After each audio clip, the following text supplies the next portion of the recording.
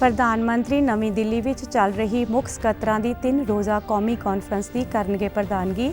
ਸੂਬਿਆਂ, ਕੇਂਦਰ ਸ਼ਾਸਿਤ ਪ੍ਰਦੇਸ਼ਾਂ ਅਤੇ ਹੋਰ ਸੀਨੀਅਰ ਅਧਿਕਾਰੀਆਂ ਸਮੇਤ 200 ਤੋਂ ਵੱਧ ਲੋਕ ਲੈ ਰਹੇ ਹਿੱਸਾ। ਸਤਲੁਜ ਯਮੁਨਾ ਲਿੰਕ ਨਹਿਰ ਦੇ ਮੁੱਦੇ ਨੂੰ ਹੱਲ ਕਰਨ ਲਈ ਕੇਂਦਰੀ ਜਲ ਸ਼ਕਤੀ ਮੰਤਰੀ ਦੀ ਅਗਵਾਈ ਵਿੱਚ ਅੱਜ ਹੋਵੇਗੀ ਅਹਿਮ ਮੀਟਿੰਗ। ਹਰਿਆਣਾ ਅਤੇ ਪੰਜਾਬ ਦੇ ਮੁੱਖ ਮੰਤਰੀ ਹੋਣਗੇ ਸ਼ਾਮਲ। ਅਤੇ ਵਿਕਸਿਤ ਭਾਰਤ ਸੰਕਲਪ ਯਾਤਰਾ ਦੌਰਾਨ ਕੇਂਦਰੀ ਰਾਜ ਮੰਤਰੀ ਨੇ ਕੀਤੀ ਸ਼ਿਰਕਤ। ਪਿੰਡ ਦੇ ਲੋਕਾਂ ਨਾਲ ਮਿਲ ਕੇ ਸੁਣਿਆ ਪ੍ਰਧਾਨ ਮੰਤਰੀ ਦਾ ਭਾਸ਼ਣ।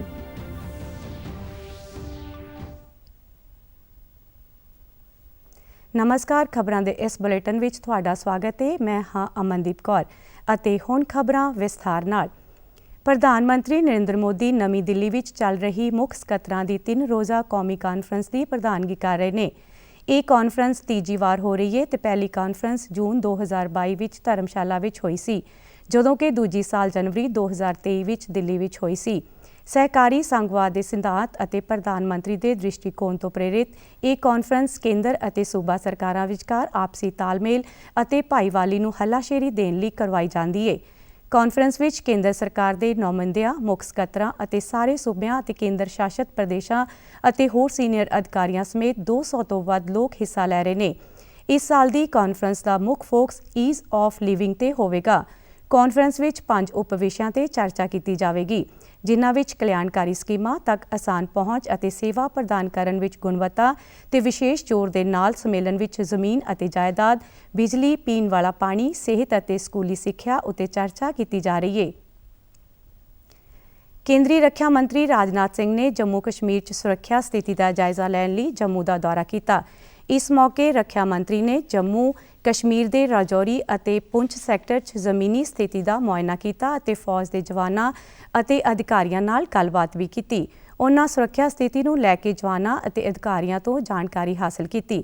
ਰੱਖਿਆ ਮੰਤਰੀ ਰਾਜਨਾਥ ਸਿੰਘ ਵੱਲੋਂ ਹਾਲ ਹੀ ਵਿੱਚ ਪੁੰਛ ਵਿੱਚ ਹੋਏ ਅੱਤਵਾਦੀ ਹਮਲੇ ਨੂੰ ਧਿਆਨ ਵਿੱਚ ਰੱਖ ਕੇ ਇਹ ਦੌਰਾ ਕੀਤਾ ਗਿਆ ਹੈ। ਰੱਖਿਆ ਮੰਤਰੀ ਦਾ ਕਹਿਣਾ ਹੈ ਕਿ ਭਵਿੱਖ ਵਿੱਚ ਅਜਿਹੀਆਂ ਅੱਤਵਾਦੀ ਘਟਨਾਵਾਂ ਨਾ ਹੋਣ, ਇਸ ਲਈ ਢੁਕਵੇਂ ਬੰਦੋਬਸਤ ਕੀਤੇ ਜਾਣਗੇ। ਉਨ੍ਹਾਂ ਪੁੰਛ ਅੱਤਵਾਦੀ ਹਮਲੇ ਵਿੱਚ ਜ਼ਖਮੀ ਹੋਏ ਜਵਾਨਾਂ ਦੇ ਜਲਦੀ ਸਿਹਤਯਾਬ ਹੋਣ ਦੀ ਕਾਮਨਾ ਕਰਦੇ ਹੋਏ ਕਿਹਾ ਕਿ ਫੌਜ ਦਾ ਹਰੇਕ ਜਵਾਨ ਉਨ੍ਹਾਂ ਦੇ ਪਰਿਵਾਰ ਦੀ ਤਰ੍ਹਾਂ ਹੈ ਅਤੇ ਸਰਕਾਰ ਹਮੇਸ਼ਾ ਆਪਣੇ ਜਵਾਨਾਂ ਦੇ ਨਾਲ ਖੜੀ ਹੈ।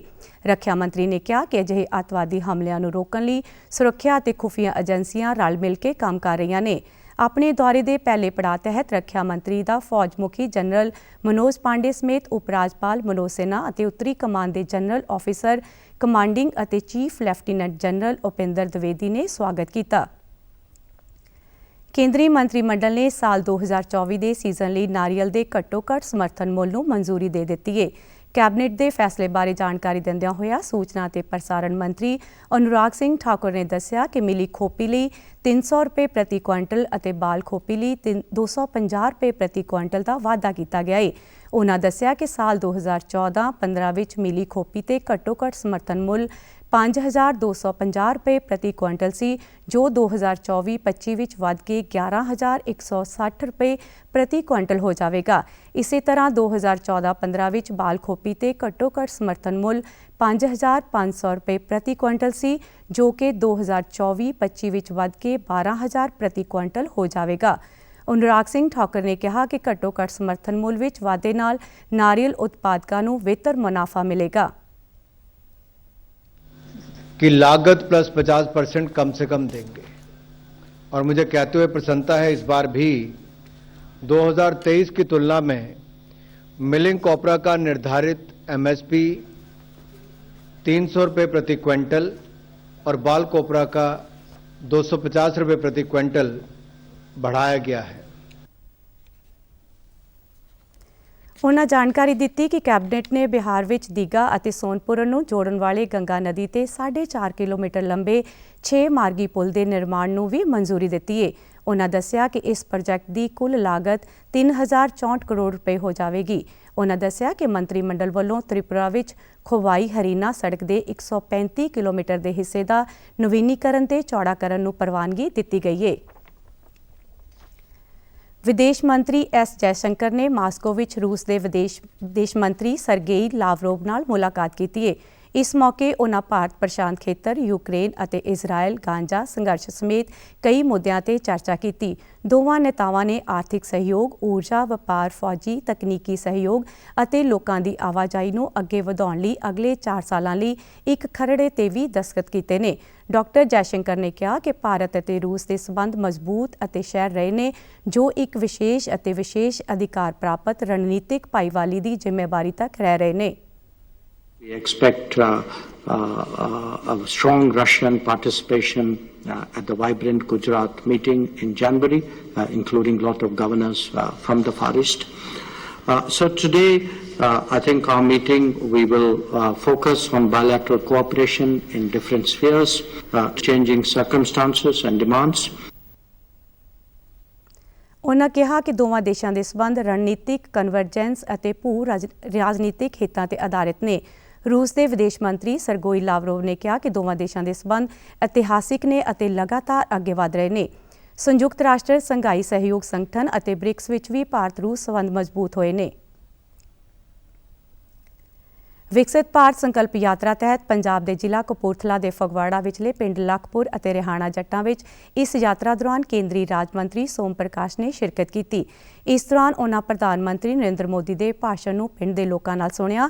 ਉਨ੍ਹਾਂ ਕੇਂਦਰ ਸਰਕਾਰ ਵੱਲੋਂ ਦੇਸ਼ ਦੇ ਵਿਕਾਸ ਤੇ ਤਰੱਕੀ ਲਈ ਕੀਤੇ ਜਾ ਰਹੇ ਲਾਭਪਾਤਰੀਆਂ ਨਾਲ ਗੱਲਬਾਤ ਕੀਤੀ।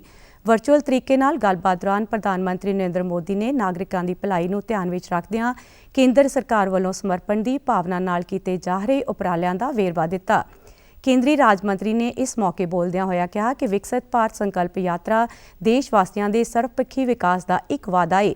ਉਨ੍ਹਾਂ ਕਿਹਾ ਕਿ ਕੇਂਦਰ ਸਰਕਾਰ ਦਾ ਇਹ ਉਪਰਾਲਾ ਪੰਜਾਬ ਅਤੇ ਸਮੁੱਚੇ ਦੇਸ਼ ਦੇ ਆਰਥਿਕ ਤਾਣੇ-ਬਾਣੇ ਨੂੰ ਬਦਲਣ ਸੰਬੰਧੀ ਵਚਨਬੱਧਤਾ ਨੂੰ ਦਰਸਾਉਂਦਾ ਹੈ।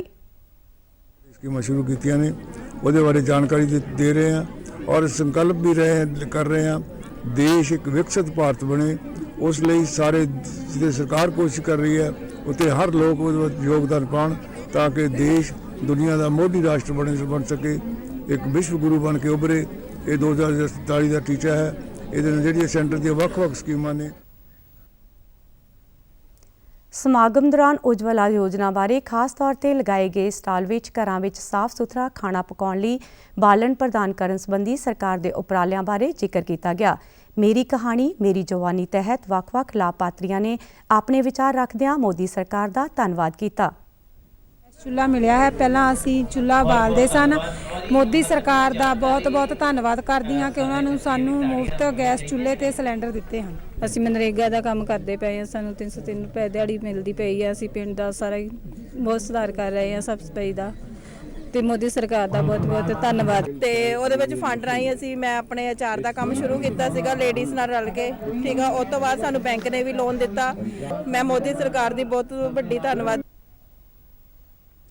ਸਮਾਗਮ ਦੌਰਾਨ ਪਿੰਡ ਵਾਸੀਆਂ ਨੂੰ ਵਿਕਸਿਤ ਭਾਰਤ ਸੰਕਲਪ ਦੀ ਸਹੁੰ ਵੀ ਚੁਕਾਈ ਗਈ। ਲੰਬੇ ਸਮੇਂ ਤੋਂ ਚੱਲ ਰਹੀ ਸਤਲੁਜ ਜਮੁਨਾ ਲਿੰਕ ਨਹਿਰ ਯਾਨੀ ਕਿ SYL ਦੇ ਮੁੱਦੇ ਨੂੰ ਹੱਲ ਕਰਨ ਲਈ ਅੱਜ ਚੰਡੀਗੜ੍ਹ ਵਿੱਚ ਇੱਕ ਅਹਿਮ ਮੀਟਿੰਗ ਹੋਵੇਗੀ। ਇਸ ਮੀਟਿੰਗ ਦੀ ਅਗਵਾਈ ਕੇਂਦਰੀ ਜਲ ਸ਼ਕਤੀ ਮੰਤਰੀ ਗਜੇਂਦਰ ਸਿੰਘ ਸ਼ੇਖਾਵਤ ਕਰ ਰਹੇ ਨੇ। ਮੀਟਿੰਗ ਵਿੱਚ ਹਰਿਆਣਾ ਦੇ ਮੁੱਖ ਮੰਤਰੀ ਮਨੋਹਰ ਲਾਲ ਅਤੇ ਪੰਜਾਬ ਦੇ ਮੁੱਖ ਮੰਤਰੀ ਭਗਵੰਤ ਮਾਨ ਸ਼ਾਮਲ ਹੋਣਗੇ। ਗੌਰਤਲਬ ਹੈ ਕਿ ਸਤਲੁਜ ਜਮੁਨਾ ਲਿੰਕ ਨਹਿਰ ਤੇ ਮਾਮਲਾ ਸੁਪਰੀਮ ਕੋਰਟ ਵਿੱਚ ਹੈ ਤੇ ਇਸ ਦੀ ਅਗਲੀ ਸੁਣਵਾਈ ਜਨਵਰੀ ਵਿੱਚ ਹੋਵੇਗੀ। ਇਸ ਤੋਂ ਪਹਿਲਾਂ 14 ਅਕਤੂਬਰ 2022 ਨੂੰ ਦੋਵਾਂ ਸੂਬਿਆਂ ਦਰਮਿਆਨ ਦੁਵੱਲੀ ਮੀਟਿੰਗ ਹੋਈ ਸੀ। ਉਸ ਤੋਂ ਬਾਅਦ 4 ਜਨਵਰੀ 2023 ਨੂੰ ਵੀ ਕੇਂਦਰੀ ਮੰਤਰੀ ਜਲ ਸ਼ਕਤੀ ਦੀ ਪ੍ਰਧਾਨਗੀ ਹੇਠ ਦੂਜੇ ਦੌਰ ਦੀ ਗੱਲਬਾਤ ਹੋਈ। ਇਹ ਸਾਰੀਆਂ ਮੀਟਿੰਗਾਂ ਪੰਜਾਬ ਸਰਕਾਰ ਦੇ ਨਾਪੱਖੀ ਰਵੱਈਏ ਕਾਰਨ ਬੇਸਿੱਟਾ ਰਹੀਆਂ ਨੇ।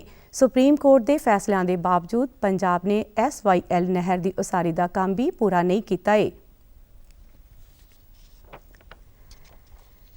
ਹਰਿਆਣਾ ਦੇ ਮੁੱਖ ਮੰਤਰੀ ਮਨੋਹਰ ਲਾਲ ਵੱਲੋਂ ਉੱਚ ਪੱਧਰੀ ਖਰੀਦ ਕਮੇਟੀ ਦੀ ਮੀਟਿੰਗ ਕੀਤੀ ਗਈ ਹੈ। ਇਸ ਦੌਰਾਨ ਉਨ੍ਹਾਂ ਸੂਬੇ ਦੇ ਸਕੂਲਾਂ ਵਿੱਚ ਅਕਾਦਮਿਕ ਸੈਸ਼ਨ 2024-25 ਦੇ ਸ਼ੁਰੂ ਹੋਣ ਤੋਂ ਪਹਿਲਾਂ ਸਾਰੇ ਸਰਕਾਰੀ ਸਕੂਲਾਂ ਵਿੱਚ 1 ਤੋਂ 8ਵੀਂ ਜਮਾਤ ਦੀਆਂ ਪਾਠ ਪੁਸਤਕਾਂ ਮੁਹੱਈਆ ਕਰਵਾਉਣ ਲਈ ਪ੍ਰਵਾਨਗੀ ਦਿੱਤੀ ਹੈ।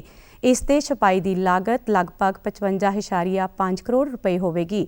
ਇਸ ਮੀਟਿੰਗ ਵਿੱਚ ਕੁੱਲ 264 ਕਰੋੜ ਰੁਪਏ ਦੇ ਵੱਖ-ਵੱਖ ਵਸਤੂਆਂ ਦੇ ਠੇਕਿਆਂ ਅਤੇ ਖਰੀਦ ਨੂੰ ਪ੍ਰਵਾਨਗੀ ਦਿੱਤੀ ਗਈ ਹੈ। ਮੀਟਿੰਗ ਵਿੱਚ ਵੱਖ-ਵੱਖ ਬੋਲੀਕਾਰਾਂ ਨਾਲ ਗੱਲਬਾਤ ਕਰਕੇ ਰੇਟ ਤੈਅ ਕਰਕੇ ਕਰੀਬ 5 ਕਰੋੜ ਰੁਪਏ ਦੀ ਬਚਤ ਕੀਤੀ ਗਈ ਹੈ। ਇਸ ਤੋਂ ਇਲਾਵਾ ਇਸ ਮੀਟਿੰਗ ਵਿੱਚ ਸੂਖਮ ਸਿੰਚਾਈ ਪ੍ਰੋਜੈਕਟ ਤਹਿਤ ਜੀਂਦ ਵਿੱਚ ਸਥਾਪਿਤ 15 MLD ਸਮਰੱਥਾ ਵਾਲੇ STP ਪਲਾਂਟ ਦੇ ਟ੍ਰੀਟਡ ਪਾਣੀ ਦੀ ਵਰਤੋਂ ਕਰਨ ਲਈ ਪ੍ਰੋਜੈਕਟ ਨੂੰ ਪ੍ਰਵਾਨਗੀ ਦਿੱਤੀ ਗਈ ਹੈ। ਇਸ ਤੋਂ ਇਲਾਵਾ ਗ੍ਰੇਟਰ ਫਰੀਦਾਬਾਦ ਦੇ ਸੈਕਟਰ 75 ਤੋਂ 99 ਤੱਕ ਵੱਖ-ਵੱਖ ਸੜਕਾਂ ਦੀ ਵਿਸ਼ੇਸ਼ ਮੁਰੰਮਤ ਦੇ ਕੰਮ ਨੂੰ ਵੀ ਮਨਜ਼ੂਰੀ ਦਿੱਤੀ ਗਈ।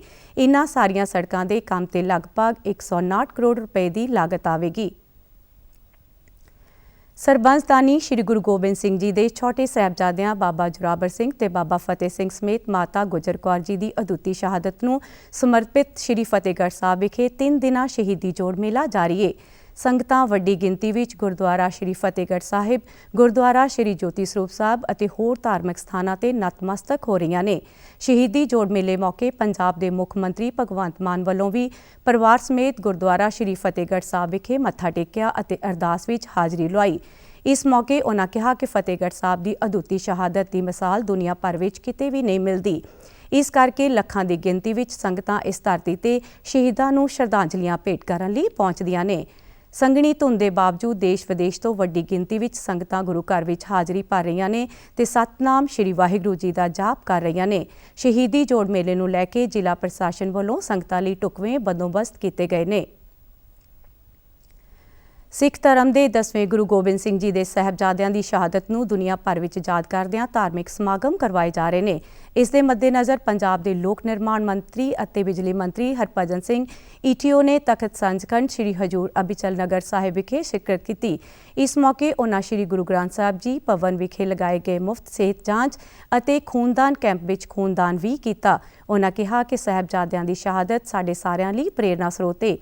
ਉਨ੍ਹਾਂ ਤੋਂ ਸੇਧ ਲੈ ਕੇ ਅਸੀਂ ਆਪਣਾ ਜੀਵਨ ਮਨੁੱਖਤਾ ਦੀ ਭਲਾਈ ਅਤੇ ਧਰਮ ਲਈ ਸਮਰਪਿਤ ਕਰ ਸਕਦੇ ਹਾਂ। ਇਸ ਦੌਰਾਨ ਕੈਬਨਿਟ ਮੰਤਰੀ ਨੇ ਸਰਬ ਧਰਮ ਸੰਮੇਲਨ ਅਤੇ ਕੀਰਤਨ ਦਰਬਾਰ ਵਿੱਚ ਵੀ ਹਾਜ਼ਰੀ ਭਰੀ। ਪੰਜਾਬ ਦੇ ਜਲ ਸਰੋਤ ਅਤੇ ਭੂਮੀ ਤੇ ਜਲ ਸੰਭਾਲ ਮੰਤਰੀ ਚੇਤਨ ਸਿੰਘ ਜੌੜਾ ਮਾਜਰਾ ਨੇ ਲੁਧਿਆਣਾ ਅਤੇ ਮੋਗਾ ਵਿੱਚ ਜਲ ਸਰੋਤ ਖਨਨ ਅਤੇ ਭੂ ਵਿਗਿਆਨ ਵਿਭਾਗਾਂ ਦੇ ਅਧਿਕਾਰੀਆਂ ਨਾਲ ਬੈਠਕ ਕੀਤੀ। ਇਸ ਮੌਕੇ ਖਾਲਿਆਂ ਤੇ ਡਰੇਨਾਂ ਦੀ ਸਫਾਈ ਅਤੇ ਚੱਲ ਰਹੇ ਪ੍ਰੋਜੈਕਟਾਂ ਨੂੰ ਸਮਾਂਬੱਧ ਢੰਗ ਨਾਲ ਪੂਰਾ ਕਰਨ ਦੀਆਂ ਹਦਾਇਤਾਂ ਜਾਰੀ ਕੀਤੀਆਂ। ਇਸ ਦੇ ਨਾਲ ਹੀ ਉਨ੍ਹਾਂ ਸਰਕਾਰੀ ਕੰਮਕਾਜ ਵਿੱਚ ਪਾਰਦਰਸ਼ਤਾ ਨੂੰ ਯਕੀਨੀ ਬਣਾਉਣ ਲਈ ਵੀ ਕਿਹਾ। ਉਨ੍ਹਾਂ ਅਧਿਕਾਰੀਆਂ ਨੂੰ ਹਦਾਇਤ ਕੀਤੀ ਹੈ ਕਿ ਉਹ ਆਪਣੇ ਅਧਿਕਾਰ ਖੇਤਰ ਵਿੱਚ ਪਾਣੀ ਦੀ ਸੰਭਾਲ ਲਈ ਚੱਲ ਰਹੇ ਸਾਰੇ ਪ੍ਰੋਜੈਕਟਾਂ ਨੂੰ ਸਮੇਂ ਸਿਰ ਮੁਕੰਮਲ ਕਰਨ ਯਕੀਨੀ ਬਣਾਉਣ। ਇਸ ਤੋਂ ਇਲਾਵਾ ਉਨ੍ਹਾਂ ਅਧਿਕਾਰੀਆਂ ਨੂੰ ਧਰਤੀ ਹੇਠਲੇ ਪਾਣੀ ਦੇ ਡਿੱਗ ਰਹੇ ਪੱਧਰ ਨੂੰ ਰੋਕਣ ਲਈ ਜਲ ਸੰਭਾਲ ਨਾਲ ਸੰਬੰਧਿਤ ਸਾਰੇ ਕੰਮ ਜੰਗੀ ਪੱਧਰ ਤੇ ਸ਼ੁਰੂ ਕਰਨ ਲਈ ਵੀ ਕਿਹਾ। ਉਨ੍ਹਾਂ ਕਿਹਾ ਕਿ ਪੰਜਾਬ ਸਰਕਾਰ ਨਹਿਰਾਂ ਰਾਹੀਂ ਸਿੰਚਾਈ ਪ੍ਰਣਾਲੀ ਨੂੰ ਹੋਰ ਮਜ਼ਬੂਤ ਕਰਨ ਅਤੇ ਧਰਤੀ ਹੇਠਲੇ ਪਾਣੀ ਨੂੰ ਬਚਾਉਣ ਲਈ ਠੋਸ ਉਪਰਾਲੇ ਕਰ ਰਹੀ ਹੈ। ਕੈਬਨਿਟ ਮੰਤਰੀ ਨੇ ਅਧਿਕਾਰੀਆਂ ਨੂੰ ਇਹ ਵੀ ਹਦਾਇਤ ਕੀਤੀ ਕਿ ਬਰਸਾਤ ਦੇ ਮੌਸਮ ਦੀ ਸ਼ੁਰੂਆਤ ਤੋਂ ਪਹਿਲਾਂ ਸਾਰੀਆਂ ਡਰੇਨਾਂ ਦੀ ਨਿਕਾਸੀ ਨੂੰ ਯਕੀਨੀ ਬਣਾਇਆ ਜਾਵੇ ਤਾਂ ਜੋ ਬਰਸਾਤੀ ਪਾਣੀ ਦੇ ਨਿਰਵਿਘਨ ਵਹਾਅ ਨੂੰ ਯਕੀਨੀ ਬਣਾਇਆ ਜਾ ਸਕੇ। ਯੂਨੀਵਰਸਿਟੀ ਗ੍ਰਾਂਟ ਕਮਿਸ਼ਨ ਨੇ ਇੱਕ ਨੋਟੀਫਿਕੇਸ਼ਨ ਜਾਰੀ ਕਰਦੇ ਹੋਏ ਵਿਦਿਆਰਥੀਆਂ ਨੂੰ MPhil ਦੀ ਡਿਗਰੀ ਦੇ ਸਿਲੇਬਸ ਵਿੱਚ ਦਾਖਲਾ ਨਾ ਲੈਣ ਦੀ ਸਲਾਹ ਦਿੱਤੀ ਹੈ ਕਿਉਂਕਿ ਇਹ ਡਿਗਰੀ ਹੁਣ ਮਾਨਤਾ ਪ੍ਰਾਪਤ ਡਿਗਰੀ ਨਹੀਂ ਹੈ। ਕਮਿਸ਼ਨ ਨੇ ਯੂਨੀਵਰਸਿਟੀਆਂ ਨੂੰ ਚੇਤਾਵਨੀ ਦਿੰਦੇ ਹੋਏ ਕਿਹਾ ਹੈ ਕਿ ਵਿਦਿਆਰਥੀਆਂ ਨੂੰ MPhil ਸਿਲੇਬਸ ਵਿੱਚ ਦਾਖਲਾ ਨਾ ਦਿੱਤਾ ਜਾਵੇ ਕਿਉਂ ਸਾਲ 2023 ਦੇ ਵਿਦਿਅਕ ਸੈਸ਼ਨ ਤੋਂ ਇਹ ਡਿਗਰੀ ਅਯੋਗ ਕਰਾਰ ਦਿੱਤੀ ਗਈ ਹੈ। ਹਾਲਾਂਕਿ 2022 ਵਿੱਚ ਜਾਰੀ ਕੀਤੇ ਗਏ ਨਿਯਮਾਂ ਦੇ ਨੋਟੀਫਿਕੇਸ਼ਨ ਦੀ ਤਾਰੀਖ ਤੱਕ ਪ੍ਰਦਾਨ ਕੀਤੀ ਗਈ MPhil ਦੀ ਡਿਗਰੀ ਨੂੰ ਮਾਨਤਾ ਹਾਸਲ ਹੋਵੇਗੀ। ਕਮਿਸ਼ਨ ਨੇ ਕਿਹਾ ਹੈ ਕਿ ਕੁਝ ਯੂਨੀਵਰਸਿਟੀਆਂ MPhil ਜਾਨੀ ਕਿ ਮਾਸਟਰ ਆਫ ਫਿਲਾਸਫੀ ਸਿਲੇਬਸ ਲਈ ਨਵੀਆਂ ਅਰਜ਼ੀਆਂ ਦੀ ਮੰਗ ਕਰ ਰਹੀਆਂ ਨੇ। ਕਮਿਸ਼ਨ ਮੁਤਾਬਿਕ MPhil ਡਿਗਰੀ ਹੁਣ ਮਾਨਤਾ ਪ੍ਰਾਪਤ ਡਿਗਰੀ ਨਹੀਂ ਹੈ ਤੇ ਕਮਿਸ਼ਨ ਵੱਲੋਂ UGC ਰੈਗੂਲੇਸ਼ਨ 2022 ਦੇ ਰੈਗੂਲੇਸ਼ਨ ਨੰਬਰ 14 ਉੱਤੇ ਜ਼ੋਰ ਦਿੱਤਾ ਹੈ ਜੋ ਕਿ ਸਾਫ਼ ਤੌਰ ਤੇ ਉੱਚ ਵਿਦਿਅਕ ਸੰਸਥਾਵਾਂ ਵਿੱਚ MPhil ਪ੍ਰੋਗਰਾਮ ਨੂੰ ਚਲਾਉਣ ਤੋਂ ਰੋਕਦਾ ਹੈ। UGC ਨੇ ਪਹਿਲਾਂ MPhil ਡਿਗਰੀ ਨੂੰ ਗੈਰ ਮਾਨਤਾ ਡਿਗਰੀ ਐਲਾਨਦੇ ਹੋਏ ਉੱਚ ਸਿੱਖਿਅਕ ਸੰਸਥਾਵਾਂ ਨੂੰ MPhil ਪ੍ਰੋਗਰਾਮ ਪੇਸ਼ ਨਾ ਕਰਨ ਦਾ ਨਿਰਦੇਸ਼ ਜਾਰੀ ਕੀਤਾ ਸੀ। 31 ਦਸੰਬਰ ਨੂੰ ਨਵੇਂ ਸਾਲ ਦੀ ਸ਼ਾਮ ਮੌਕੇ ਮਨਾਏ ਜਾਣ ਵਾਲੇ ਜਸ਼ਨਾਂ ਸੰਬੰਧੀ ਮੋਹਾਲੀ ਦੇ ਜ਼ਿਲ੍ਹਾ ਮੈਜਿਸਟ੍ਰੇਟ ਨੇ ਕੁਝ ਖਾਸ ਦਿਸ਼ਾ ਨਿਰਦੇਸ਼ ਜਾਰੀ ਕੀਤੇ ਨੇ। ਜ਼ਿਲ੍ਹਾ ਮੈਜਿਸਟ੍ਰੇਟ ਵੱਲੋਂ ਕਾਨੂੰਨ ਦੀ ਪਾਲਣਾ ਕਰਨ ਲਈ 31 ਦਸੰਬਰ ਦੀ ਦਰਮਿਆਨੀ ਰਾਤ ਨੂੰ 1 ਵਜੇ ਤੱਕ ਜ਼ਿਲ੍ਹੇ ਵਿੱਚ ਸਥਿਤ ਕਲੱਬਾਂ, ਹੋਟਲਾਂ, ਢਾਬਿਆਂ, ਦੁਕਾਨਾਂ, ਗਲੀ ਮੁਹੱਲਿਆਂ ਅਤੇ ਸ਼ਰਾਬ ਦੇ ਠੇਕਿਆਂ ਨੂੰ ਬੰਦ ਕਰਨ ਦੇ ਹੁਕਮ ਦਿੱਤੇ ਨੇ। ਜ਼ਿਲ੍ਹਾ ਮੈਜਿਸਟ੍ਰੇਟ ਵੱਲੋਂ ਨਵੇਂ ਸਾਲ ਦੀ ਰਾਤ ਮੌਕੇ ਹੁੰਦੀ ਹੁੱਲੜਬਾਜ਼ੀ ਅਤੇ ਸ਼ੋਰ ਸ਼ਰਾਬੇ ਨੂੰ ਬੰਦ ਕਰਨ ਦੇ ਲਿਹਾਜ਼ ਨਾਲ ਇਹ ਦਿਸ਼ਾ ਨਿਰਦੇਸ਼ ਜਾਰੀ ਕੀਤੇ ਨੇ।